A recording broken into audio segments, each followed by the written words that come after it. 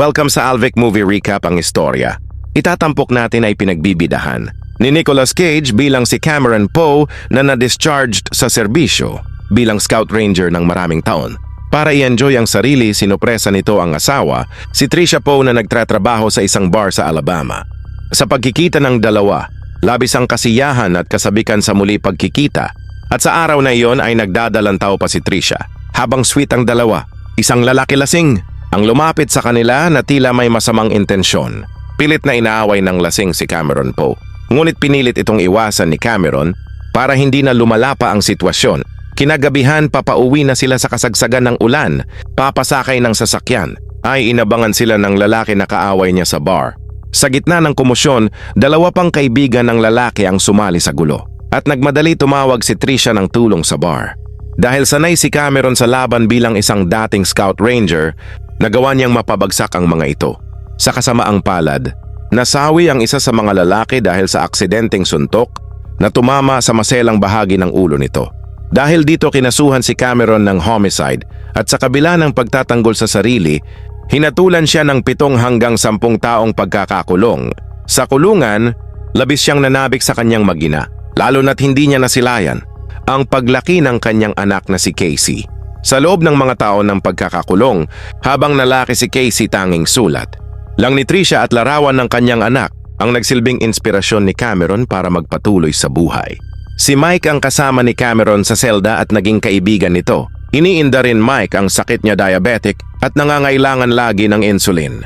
Isang araw isang sulat ang natanggap ni Cameron at binigyan siya ng parole dahil sa maganda record nito. Laki tuwa ni Cameron dahil sa wakas makakalaya na siya at makikita na niya si Trisha at anak na si Casey na simula ng pinanganak ay hindi pa niya nakikita. Isang organisa at special ang inahanda ng US Marshal gamit ang eroplano na tinawag na Jailbird, kung saan isasakay ang mga napakadelikado, kriminal na preso para ilipat sa iba't iba destinasyon. Sa paglaya ni Cameron ay kailangan nito sumakay ng eroplano para ihatid ito, ngunit hindi ito magiging madali dahil kasama niya sa eroplano ang mga mapanganib na preso. Isa sa hahawak ng paglipat ay si Agent Vince na nakakaalaman sa pagkakilala ng mga preso. Kasama ang iba US Marshal, pinag-usapan nila magiging plano. Isang agent ang magpapanggap na ordinaryo preso at napagkasaunduan nila wala dadalhin baril sa eroplano. Sa pagdating ng mga preso, pinakilala ni Agent Vince ang mga ito. William Billy Bedlam Bedford pinatay ang buong pamilya ng kanyang asawa matapos madiskubreng niloloko siya nito, si Nathan alias Diamong Dog Dating. Militanteng leader ng isang radikal na kilusan laban sa gobyerno at naging domestic terrorist matapos pasabugin ng isang gusali at pumatay ng 37 na tao. At si Cyrus the Virus Grissom Pinuno ng pag-aalsa sa Jailbird isa. Siyang notorious na serial killer at mastermind. Habang nasa loob ng eroplano ang mga preso, isa sa nagpanggap na ordinaryo, bilanggo ay palihim na pinabaonan ito ng baril sa sapatos sa isang bahagi ng katawan nito.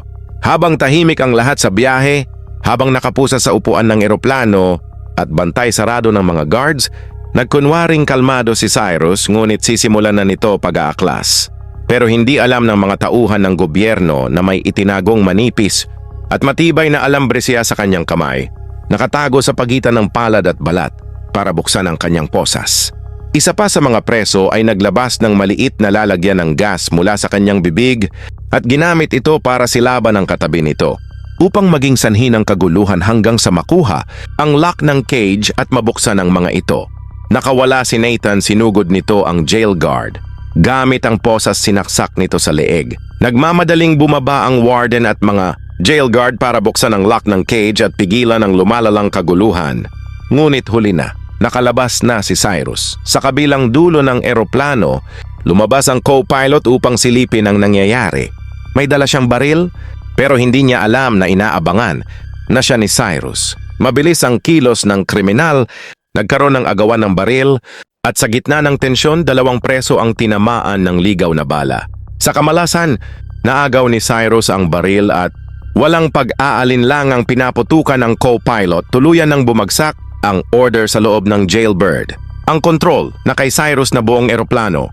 Habang isa-isang pinalalaya ang mga preso, biglang umatake ang nagpanggap na ordinaryong bilanggo.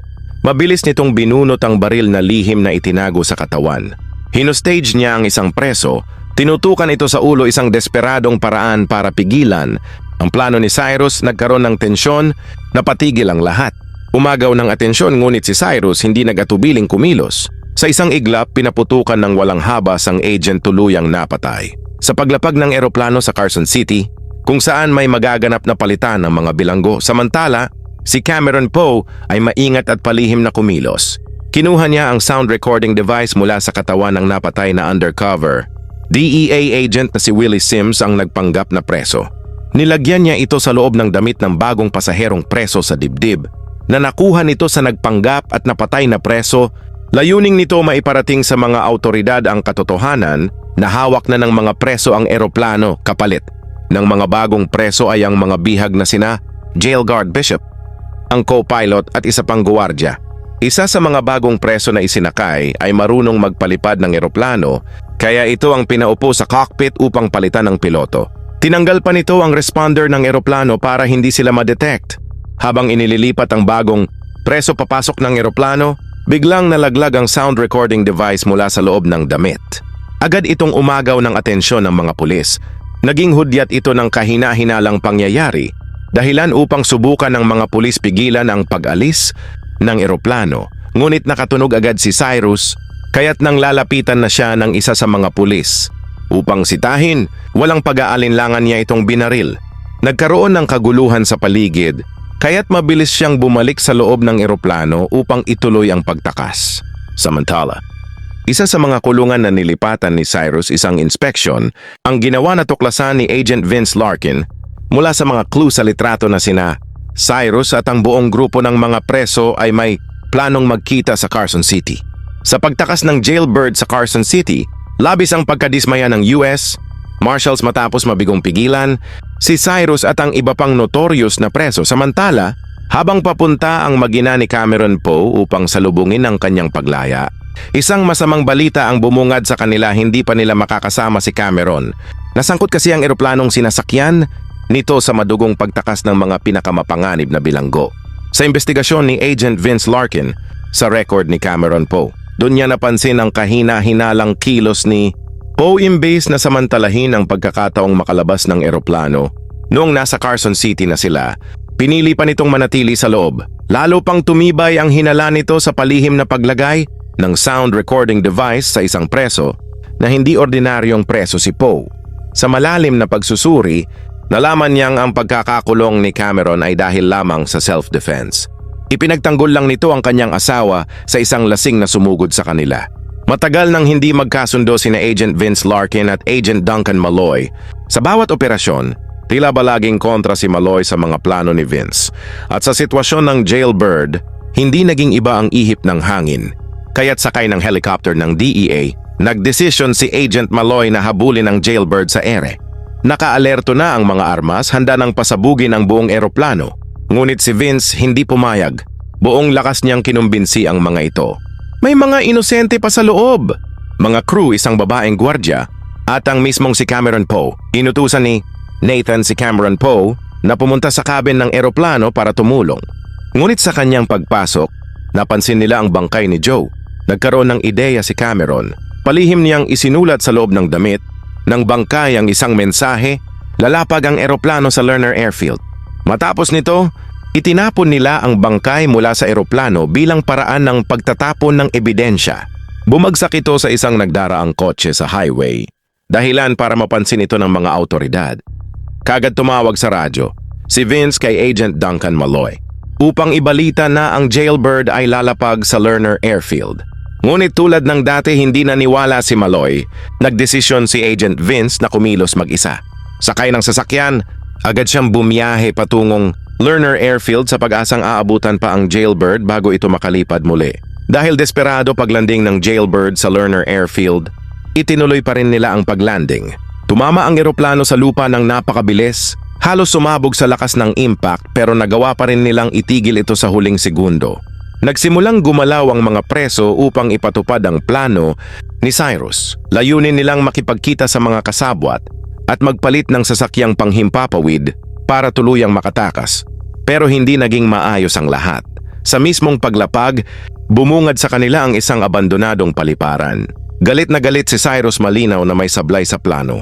Sa paglapag ng jailbird sa Lerner Airfield, bumaon ito sa malambot na lupa ng disyerto. Agad inutusan ni Cyrus ang mga kasamahan na hukayin ang ilalim ng eroplano at ang iba ay magkarga ng krudo para paliparin muli jailbird. Sa hindi kalayuan, nagsisimula na rin maghanap si Cameron ng medical kit at kumuha ng syringe para sa insulin ni Mike. Habang patuloy ay magpaghuhukay, napansin ni Johnny 23 mula sa lookout tower ang paglapit ng mga sasakyan ng US Marshals sa kalayuan. Agad niya itong iniulat kay Cyrus. Dito mabilis na hinatak ang eroplano o natinipon ni Cyrus grupo at naglatag ng mabilisang plano upang pigilan ang pagpasok ng mga autoridad. Habang abala ang mga Marshals sa paglapit sa gitna ng airstrip, bigla silang sinalubong ng matinding putok ng mga baril mula sa mga nakaposisyon na preso. Gamit ang mga improvised na gasul, pinasabog nito ang mga sasakyan at nakapalitan ng putok, sabay-sabay na nagpaputok ang grupo ni Cyrus. US Marshal, marami na patay sa kapulisan at marami din naman sa grupo ni Cyrus. Ilang sasakyan ng mga autoridad ang tinamaan at nagliyab. Habang nagaganap ang matinding sagupaan, pinasok ni Johnny 23 ang eroplano, tinangka nito halayin ng Lady Guard. Bagamat matapang na nanlaban ang Lady Guard sa una, nawalan siya ng malay matapos siyang hampasin sa mukha ni Johnny. Sa tamang oras ay dumating si Cameron Poe. Agad niyang sinuntok si Johnny at walang tigil na pinaghahampas ang ulo nito hanggang mawalan ng malay. Matapos nito, pinosas ni Poe si Johnny upang hindi na muling makapanakit. Matapos ang matinding kaguluhan at pagkalagas ng ilan sa mga tauhan ni Cyrus, agad na nagmadali ang natitirang mga preso na sumakay muli ng eroplano upang ituloy ang kanilang pagtakas. Sa gitna ng kanilang paglipad, mabilis na tumugon si Agent Vince Larkin sakay ng isang helicopter upang habulin ang eroplano at pigilan ang pagtakas ni Cyrus. Samantala, napansin na ni Cyrus na mayroong sumasabotahe sa kanilang pagtakas. Nagsimula siyang magduda nang matuklasan niyang alam ng mga autoridad ang ilan sa kanilang mga lihim na plano, kabilang na ang itinalagang hintuan sa Carson City, ang lokasyon ng paglanding sa Lerner Airfield at pati ang pagtatali sa eroplano. Sa tingin ni Cyrus, may isa preso sumasabotahe sa kanila para malaman kung sino traidor. Kinuha niya ang Lady Guard. Bilang bihag at tinutukan ito ng baril sa ulo, ginamit niya ang babae bilang panakot sa mga preso habang paulit-ulit na tinatanong kung sino ang traidor sa kanilang grupo. Tila naghahanap pa ng tiyempo si Cameron. Bigla namang umamin si Mike at sinabing siya raw ang may pakana ng sabotahe. Hindi ito ikinatuwa ni Cyrus. Galit na galit siya at sa isang iglap binaril niya si Mike sa harap ng lahat. Isang agresibo atake ang ginawa ni Agent Malloy sakay ng helicopter. Pinagbabaril nito ang likuran bahagi ng eroplano. Hindi ito nagustuhan ni Agent Vince, pilit ang pag-atake sa eroplano. Ang nakahandusay at may tama si Mike, tila nagpapaalam ito kay Cameron. Sa sobrang galit, Cameron po gusto niya wakasan na ang kaguluhan at pigilan si Cyrus. Kumilos na siya, isa-isa niyang pinatumba ang mga natitirang preso, pinagsusuntok. Pinabagsak ang mga ito. Naikulong din ni Cameron si Cyrus sa loob ng cage at mabilis na pumasok si Cameron sa unahang bahagi ng eroplano, ang cockpit, at nakuha niya ang kontrol ng aircraft. Dahil sa matinding pinsala sa eroplano at paubos na ang gasolina, napagtanto ni Cameron na hindi na sila aabot sa nakatakdang paliparan. Kaya't wala siyang ibang magawa kundi ang ipilit ang emergency landing sa gitna ng syudad ng Las Vegas. Bumagsak ang eroplano sa mismong Las Vegas Strip, dumurog ng ilang casino sign, poste at mga sasakyan bago ito tuluyang huminto sa gitna ng kalsada. Isang matinding eksena ng pagkawasak at kaguluhan. Sa gitna ng kaguluhan, nakatakas pa rin si Cyrus at nagtangkang tumakas gamit ang isang fire truck. Pero hindi ito hinayaang mangyari ni Cameron Poe. Mabilis niyang sinundan si Cyrus at naganap ang matinding habulan at huling labanan sa gitna ng kalsada ng Las Vegas. Isang sagupaan sa pagitan ni Cameron at Cyrus. Tinusok Cameron ang hita ni Cyrus, kaya wala na ito. Lakas pa lumaban, isang malagim na kamatayan. Sinapit ni Cyrus, pinosas ang kamay nito sa ladder at itanaas hanggang nawala na kontrol ang truck. Kasabay nito, tumilapon siya mula sa truck at diretso sa kuryente sa isang mabigat na construction equipment na tuluyang tumapos sa kanyang buhay. Matapos ang lahat ng kaguluhan, nakalaya na rin si Cameron Poe. Sa wakas, matapos ang mahabang panahon sa kulungan at laban para sa katarungan, muling nagkita sila ng anak niyang si Casey. Sa isang emosyonal na sandali, Iniabot ni Cameron ang stuffed toy na matagal niyang iningatan sa kulungan. Isang simpleng regalo, ngunit may malalim na kahulugan. Isang simbolo ng pagmamahal ng isang ama na handang isakripisyo ang lahat para sa kanyang pamilya. Dito nagtatapos ang kwento ng isang sundalo, isang bilanggo at isang bayani.